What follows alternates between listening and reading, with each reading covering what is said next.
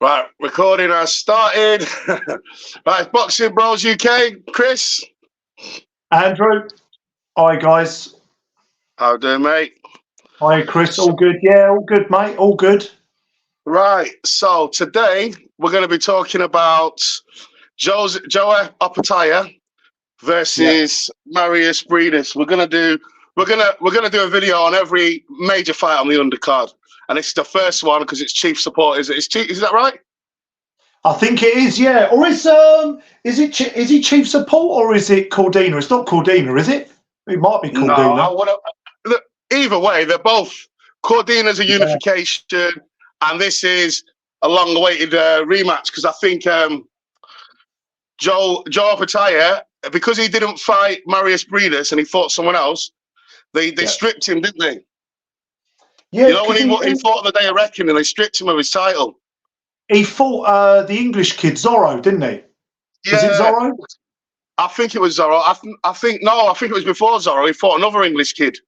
Was it Thompson? Thompson. So on the day of reckoning, basically, he had a rematch clause with Mairis Briedis. Mairis Briedis was the mandatory. Yeah. And but Briedis was injured, so it didn't make no sense. So Briedis couldn't fight, but they said, if you fight this guy, when Briedis is fit, you're not going to be ready to fight him. So they stripped him of the IBF, so he's got to re-fight for the IBF again. Like, it's a vacant title now. It was probably his hardest fight. I mean, Briedis is rugged, isn't he? He's a rugged. Do you know he's 39 now, Briedis? Do you know what? The first question I want to ask you, we're going over this fight in particular. I mean, we could list the others, but that's up to you. How much has he got left at 39? He's had a lot. I think he's had 28. This will be his 29th fight, so not a huge amount, but 39. Turned pro 2009, I think. So quite a long career, isn't it? Yeah, this is the thing that I was going to say to you, like, but then we can do all the predictions and get it wrong. But what I was thinking is, we got it wrong last time. Yeah, but I think everyone did. But he hasn't fought since 2022.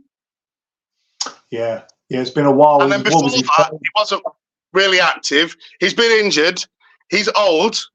And the only good thing is he's a good fighter. He's a good fighter. He's a warrior, but he's old. He's like you said, he's nearly 39. Sorry, mate. Yeah, I just wanted to point out as well, Briedis arguably, correct me if I'm wrong, probably gave Usyk's worst night. The best fight. I've got that down on my notes as well. See, we're well researched. Yeah. I watched the fight back. Usyk was covering up a lot. Did you notice? He was doing a lot of covering up. We have to dig deep. Briedis hits hard. Yeah. Like you don't break a man's jaw when you've got gloves on for no reason. Do you know what I mean? Well, that's the other thing. With broke his jaw in the second half of the fight, didn't he? I think. Yeah, this is the thing. Yeah, like I'm not saying there's no chance or whatever, but the odds are against Briedis winning this fight due to ring rust because he's been out the ring, and then he's been out the ring. He hasn't had a fight for 2 years, and he's going straight in against Opetaia. He's fought shit guys where like Thompson and Zorro, they're not shit, but they ain't on Opetaia's level. They're not world level. They're about British level. Just to tell, I was watching Zorro with Josh Antonio, who knows Zorro a little bit. I think he's sparred with him. I think he's had a couple of spars with him.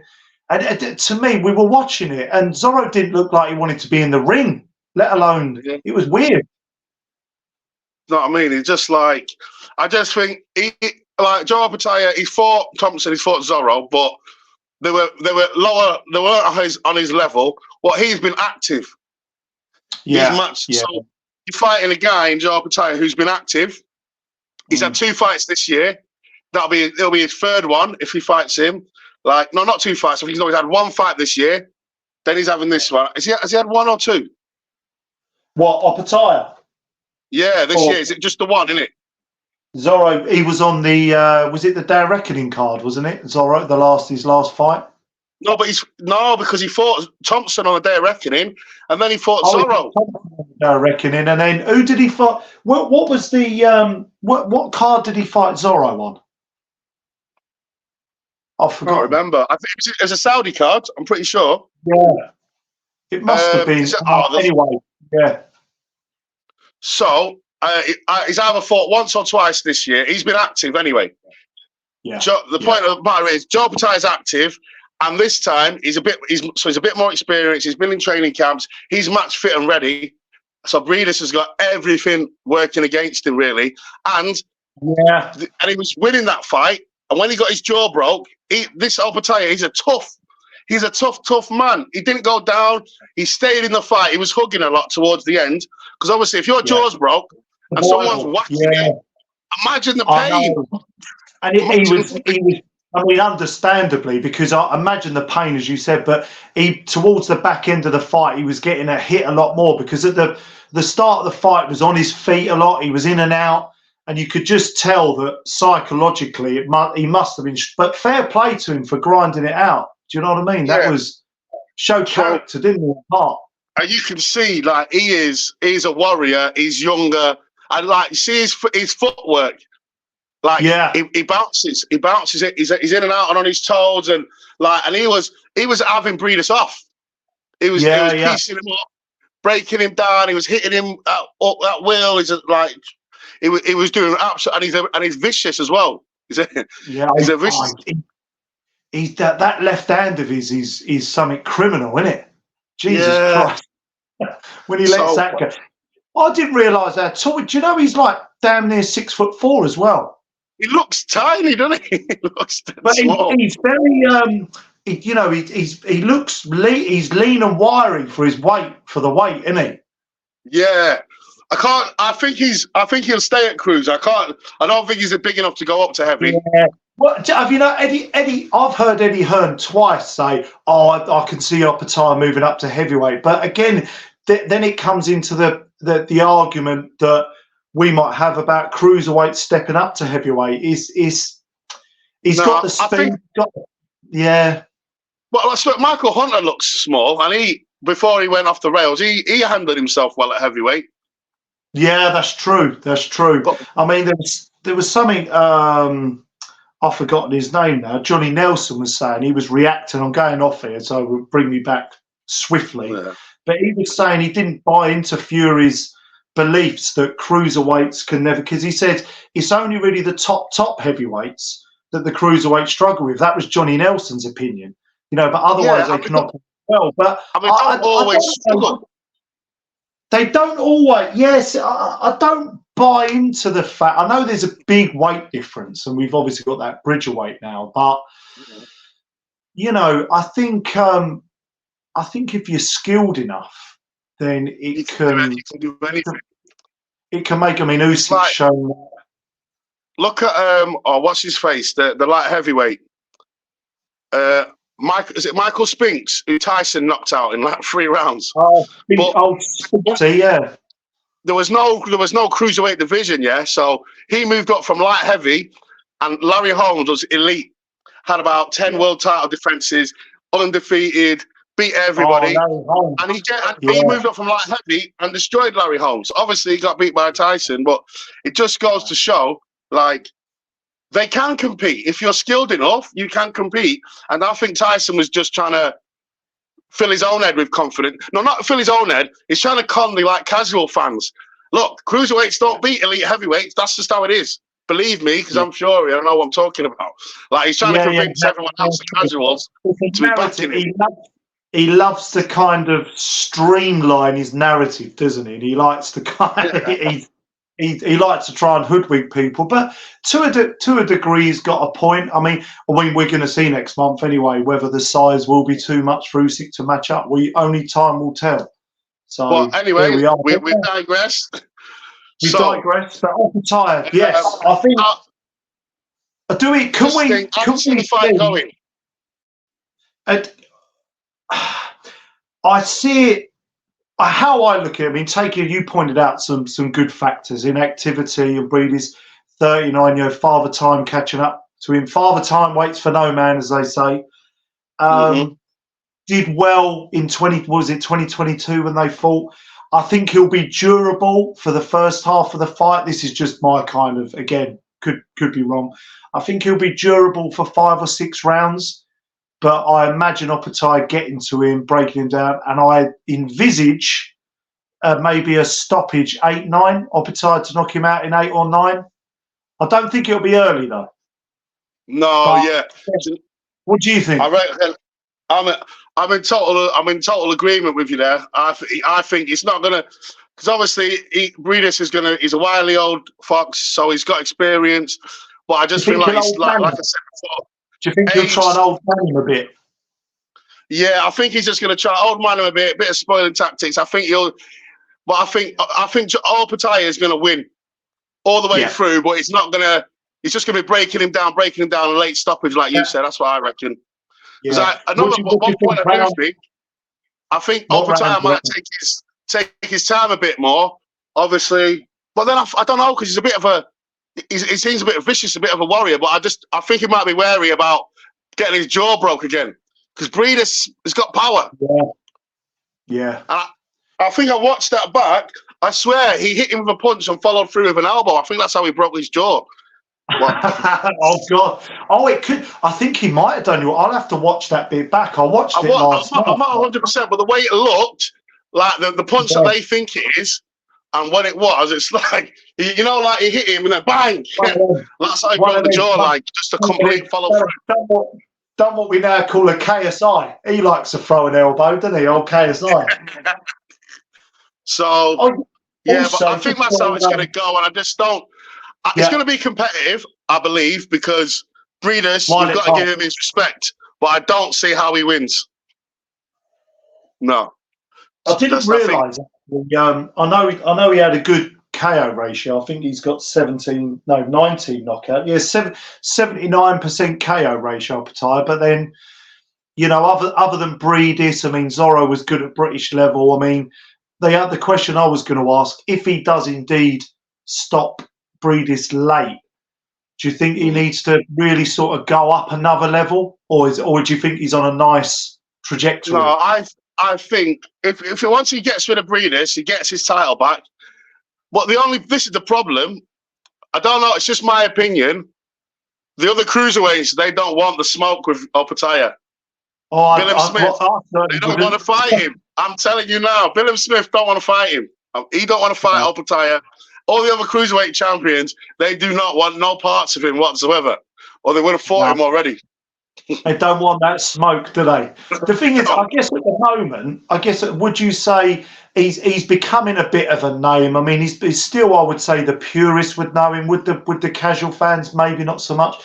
Is he a bit of a high risk, low reward still, a little bit as well? Yes and no, but like if you fight him in Australia, he's a big name in Australia. You're going to get a lot of money.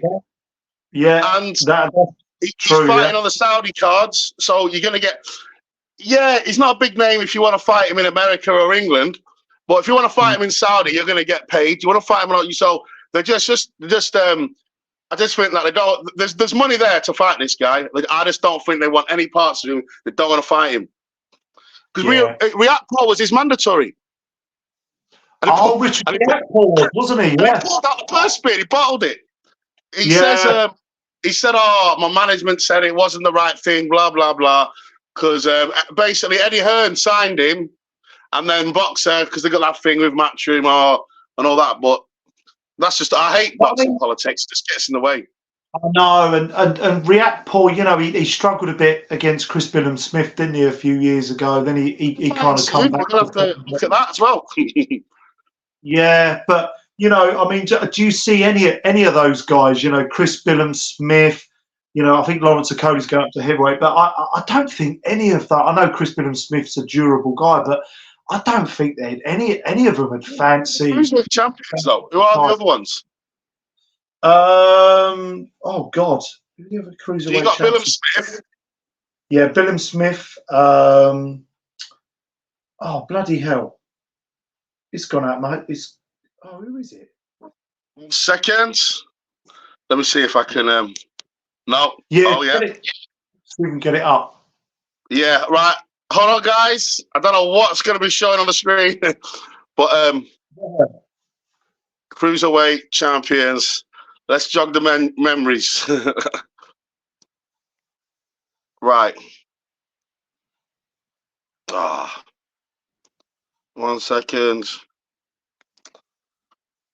Cruiserweight. Yes. And why you interestingly, Kovalev's going up to cruiserweight for this card as well. Yeah. At 41.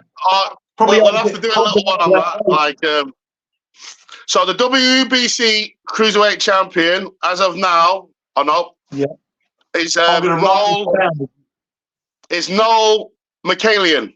Yeah, Armenian. Yeah.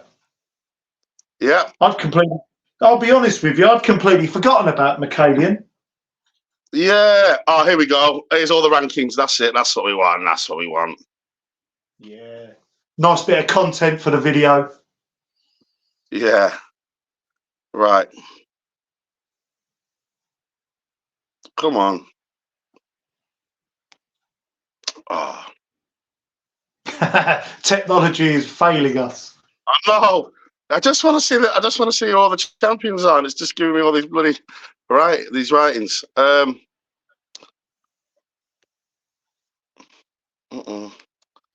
Divisions. Cruiserweight division. Here we go. Right.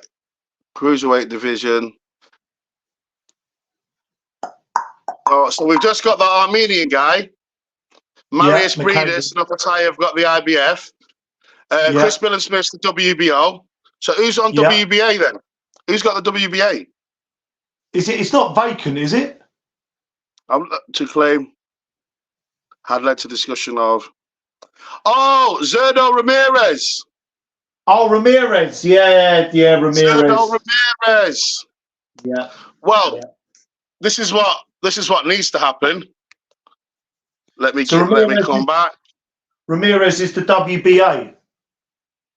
Yeah, but that's what it says here. I'm going to double check. But yeah, so I think the next fight for Joe Opetaia, sorry about that, guys, he needs to unify with anyone who wants to smoke with him and try and become undisputed at cruiserweight. I think that's what he should do. Yeah. What it is? You think after Briedis? After Briedis, yeah. Fight the Armenian guy. Fight Ramirez. Fight the winner of React Paul Billensmith if they've got the bottle. Because they could have fought him by now.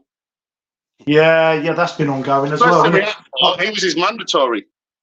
Because you'd have to sort of question really with Opetaia's talent, and you'd have to kind of question as to why he wouldn't do that next. I mean, he's clearly got the talent. He hits hard. Yeah. To me, I mean, Ramirez is decent, but I see Opetaia beating Ramirez. I'll be honest with you, Mikhailian, I don't know a great deal about, so I'll have to go back and do a little bit of reading around it. Yeah. But I think that's the next thing after this fight. He's got to unify. I think he should try and become undisputed at cruiserweight. That would be nice, you know. And then see what. That'll be interesting after that. If he indeed does this, if he gets past Briedis, you never know. And if he does unify, will he go up to heavyweight? Yeah, I just think he's a little bit too small for that. But we might go up to bridgerweight and then heavyweight. You never know. Yeah, he might just gradually, because I think hasn't Lawrence Okoli gone up to bridgerweight? I believe he has. He's fighting for the bridgerweight title next year. That's right. But yeah, I suppose as we're kind of winding down the video, should we briefly mention some of the other ones on the card we're going to talk about, such as Cordina versus, I hope I get this right, Kakache, is it? I think is it? You pronounce it? Kakache? I don't know. Something like that. Who's that? Cordina versus Kakache.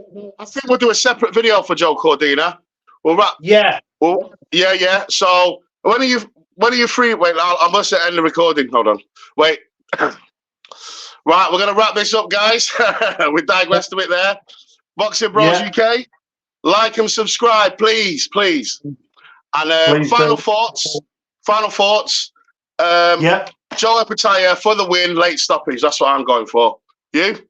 Yeah, I think we went the same, didn't we? I think Briedis will be durable early. I think he'll be game, but I think ultimately, Father Time, age might catch up with him. So I expect maybe round 8 or 9, something like that. Yeah. All right, guys. Please like and subscribe. We need it. Cheers, Chris. Always a pleasure.